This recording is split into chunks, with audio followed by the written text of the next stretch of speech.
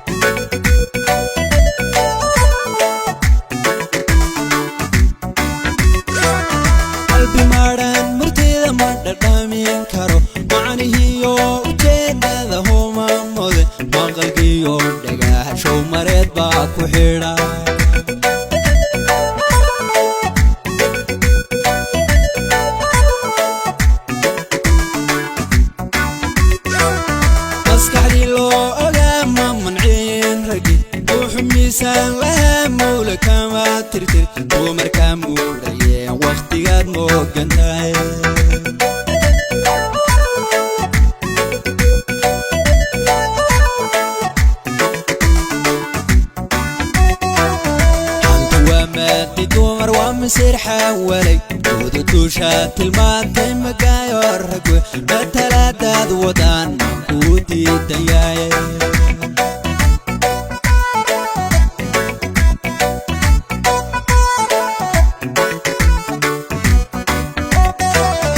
adamada xasaaratan milgiyo xishod suuqanaad meeraysaan mawraan yaa ka dhig miska hadal ku yaal meesiyaa kuugu daare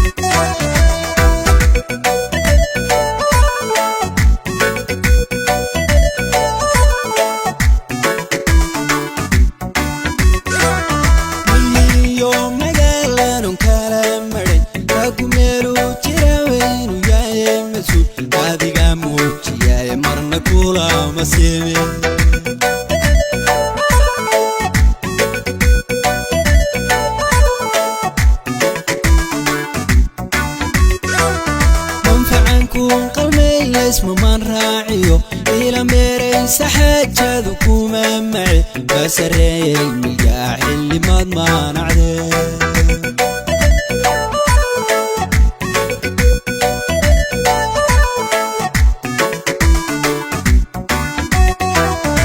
وشميلين تيريان مقام لوغدي دي موروغا تاهي ومسالا كالي تانو موسنا مسيحي وهذا ما ضاب شتا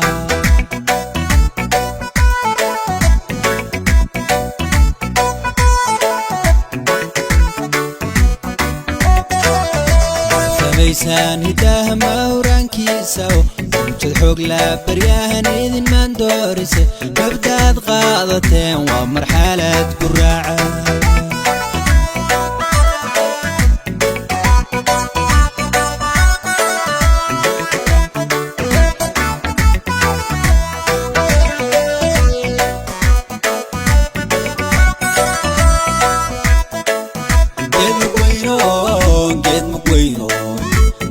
وينو لهين مارس لاغا حرقالو حلالي هالحلالي ضيحان موق لهين ملكي كان دورس قالين حلالي هالحلالي نفتقو مارهدو جيرا ونوم معلين